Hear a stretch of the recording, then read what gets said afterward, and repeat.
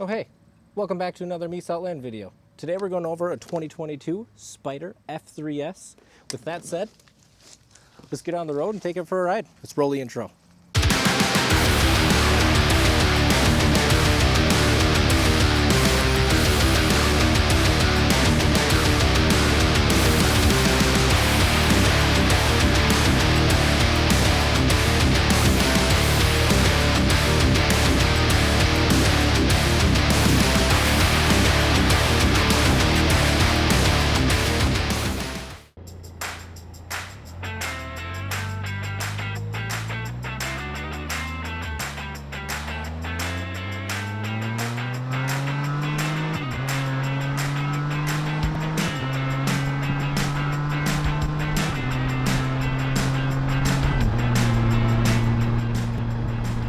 There's plenty of acceleration to go around. With the SE6 semi-automatic transmission on your left handlebar here, you got your shift up, and on the backside push in towards you to shift down.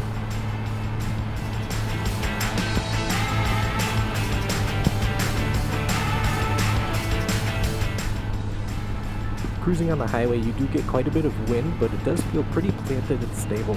Where you get a little bit of pushing side to side, just because the bike is so big, it makes you a little more susceptible to wind.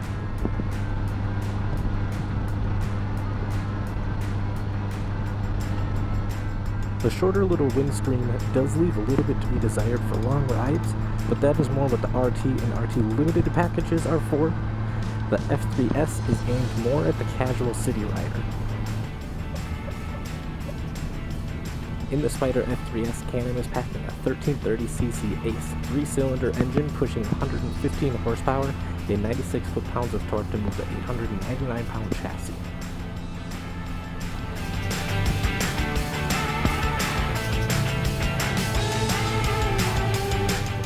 Now if you notice as I slow down here, if I don't use the paddle shifter to downshift, the Spyder will do it automatically, however it will not do that the other way around. You do have to shift up, otherwise it will stay in whatever gear you are in. We have heard of people burning out the transmissions because they didn't realize that.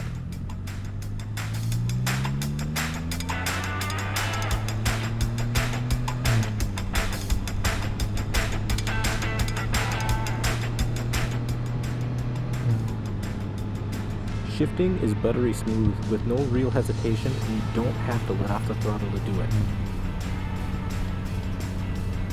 I really like the feel of the shifts as it is pretty instantaneous, unlike many economy cars with optional paddle shifters or the center slapstick shifters that seem to always have a delay between hitting the shift and when it actually does it. Now one thing you'll notice when it comes to the brakes, you'll see that there's a lack of a front brake lever. If this is your first time on a Spyder or Ryker, it can be a little tricky to get used to, especially if you're coming from a two-wheel bike, as these do have just a foot brake on the right hand side, which engages all three brake calipers.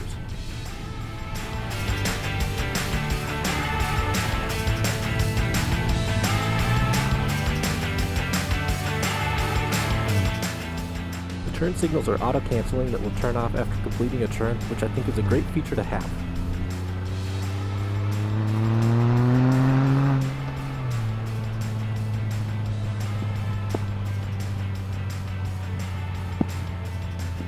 Speaking of the braking power, we do have 270mm front discs wielding 4-piston Brembo calipers, while on the rear swing arm we have the same size 270mm disc with a single piston floating caliper.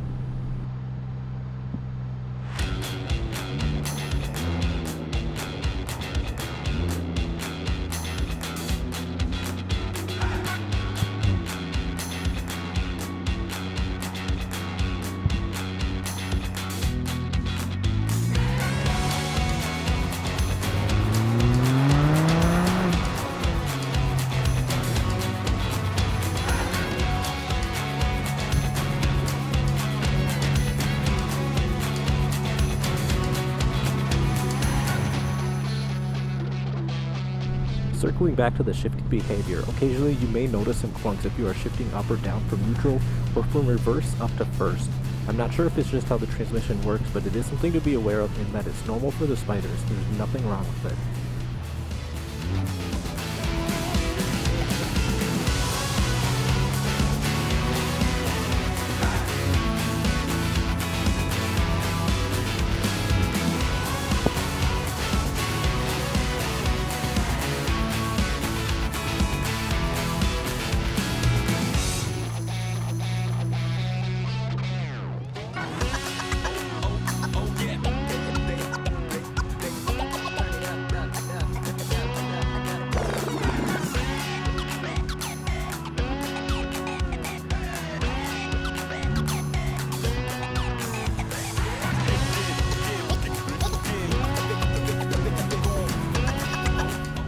Coming into a little twisty section here so we can feel how the suspension feels coming into the corners.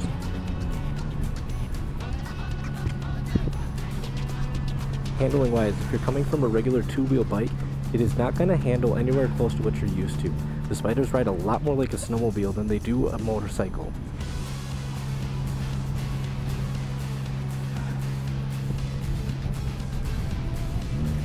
Going around a little 90-degree corner here, we've got KYB shocks in the front and a Sachs swing arm out back.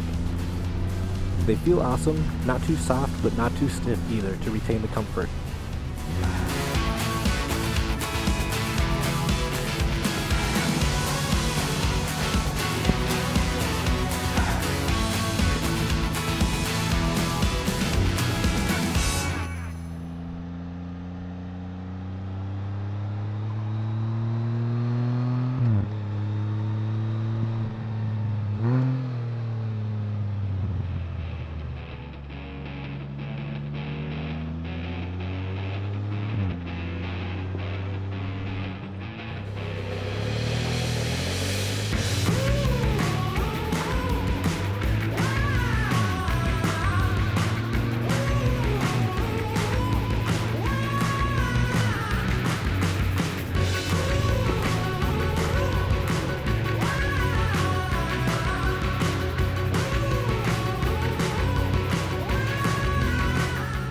So on the F3-S, we do have cruise control, traction control, stability control, ABS, hill hold control, power steering, as well as the DESS security system.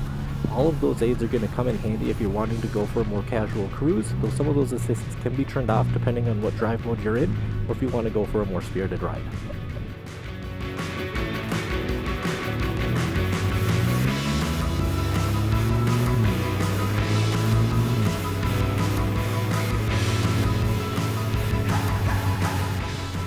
One thing you'll notice with it being a three-wheel machine, obviously they're a lot more stable. You don't have to worry about balance or tipping over at a stop sign.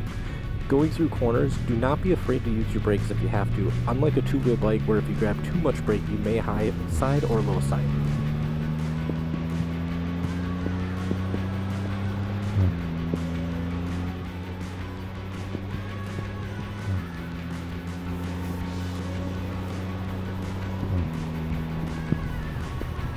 With how smooth the bike rides, it is pretty easy to find yourself maybe going a little too fast.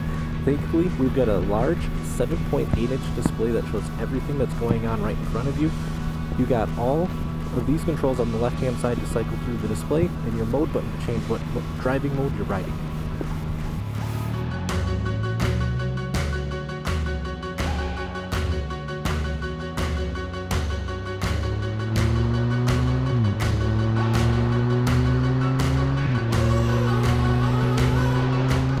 Spyders really handle corners in the road nice and smooth, which offers a confidence-inspiring ride. I think they're a great option if you're looking to dip your toes into riding the open road, but maybe you're a little intimidated by two-wheel bikes that have a lot more going on and a lot more to keep track of between shifting, balancing, clutch control, etc. Or maybe you're someone who's getting a little bit older and don't want to have to worry about balancing a bigger bike. There's no shame in that. This is a great way to continue to be able to feel the wind on your face without having to worry about all the extra stuff that comes with riding a motorcycle. It really takes a lot of the legwork out of riding, which some people feel takes away from the experience, and I totally understand. But for some people that's just not an option, and what Can-Am is doing is paving a way for more people to enjoy riding, and that is a great thing that they've done.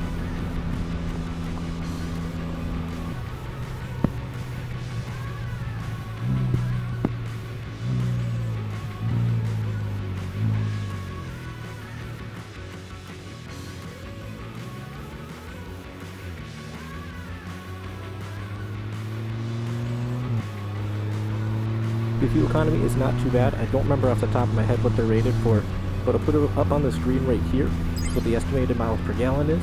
We've got plenty of capacity out of the 7.1 gallon tank to keep you going and extend your riding day. You can rest assured riding in a pack, you will not be the one holding everyone up to pull over every 100 miles or so to fill up.